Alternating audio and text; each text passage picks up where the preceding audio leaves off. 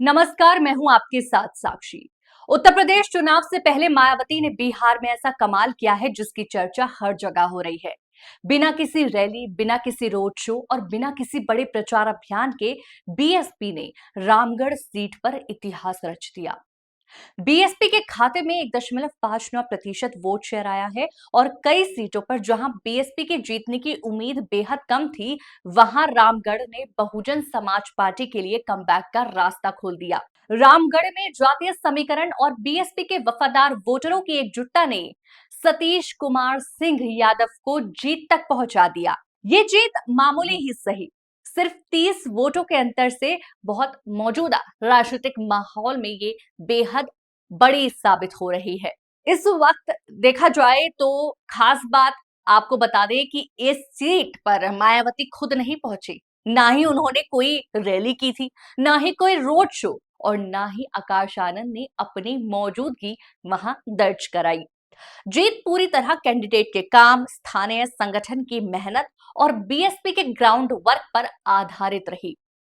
ये वही सीट है जहां 2020 में बीएसपी सिर्फ 179 वोटों से हार गई थी, लेकिन इस बार हालात पलटे और बीएसपी ने बीजेपी के प्रत्याशी अशोक कुमार सिंह को मामूली अंतर से पछाड़ दिया। बीएसपी उम्मीदवार को 72,689 वोट मिले, जबकि बीजेपी उम्मीदवार को 72,659 वोट मिले। तीसरे नंबर पर आरजेडी रही, जहां आरजेडी प्रत्याशी अजीत कुमार को 41,480 वोट ही मिल पाए हैं।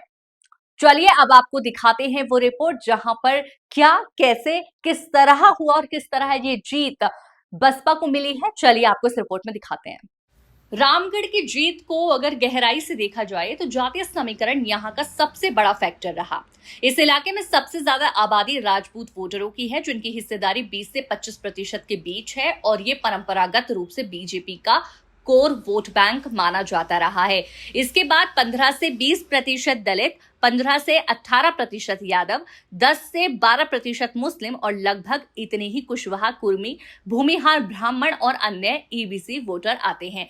तीन बड़ी पार्टियों बीजेपी, आरजेडी और बीएसपी के बीच ये वोट बैंक बढ़ता रहा है, लेकिन इस बार एक बड़ा बदलाव देखने को मिला। आरजेडी का पारंपरिक एमवाई मुस्लिम यादव समीकरण टूट गया। मुस्लिम भी बचे और यादव वोट भी। कुछ यादव बीएसपी के साथ गए, कुछ आरजेडी के साथ, और इसी तरह मुस्लिम वोट भी विभाजित हो गया। इस वजह से आरजेडी तीसरे स्थान पर सिमट गई और मुकाबला बीएसपी व बीजेपी के बीच रह गया। ये जीत सिर्फ एक सीट की जीत नहीं है, बल्कि मायावती के संभावित कमबैक का संकेत है, खासकर उत्तर प्रदेश चुनाव 2027 के संदर्भ में। बिहार में जीत ने बीएसपी के कार्यकर्ताओं का उत्साह कई गुना बढ़ा दिया है। यूपी के कार्यकर्ताओं को भी इस जीत से एक बड़ा संदेश गया है कि ग्राउंड पर काम किए बिना चुनाव नहीं जीते जाते और बड़े नेताओं के रोड शो या रैली हमेशा निर्णायक फैक्टर नहीं होते।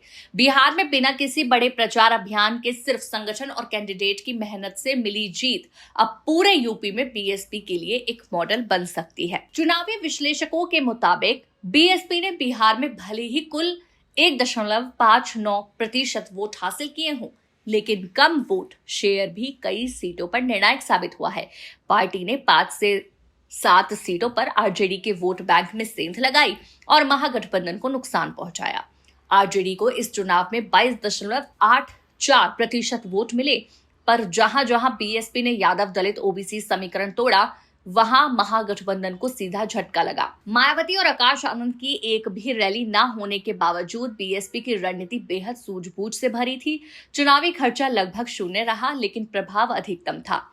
बीएसपी ने खास तौर पर उन इलाकों पर फोकस किया जहां आरजेडी परंपरागत रूप से मजबूत मानी जाती थी। वहां 20 से 24% वोट भी निर्णायक साबित हुए। ये दिखाता है कि बीएसपी का विस्तार अब सिर्फ यूपी तक सीमित नहीं है।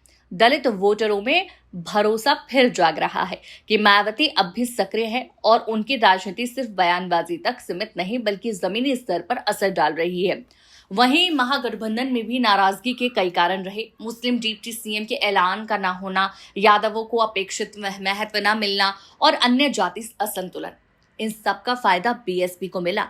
इसके अलावा महिलाओं के वोट बैंक पर बीजेपी जेडीयू का ध्यान आरजेडी को नुकसान पहुंचा गया। लेकिन रामगढ़ में नतीजा कुछ और ही कहता है।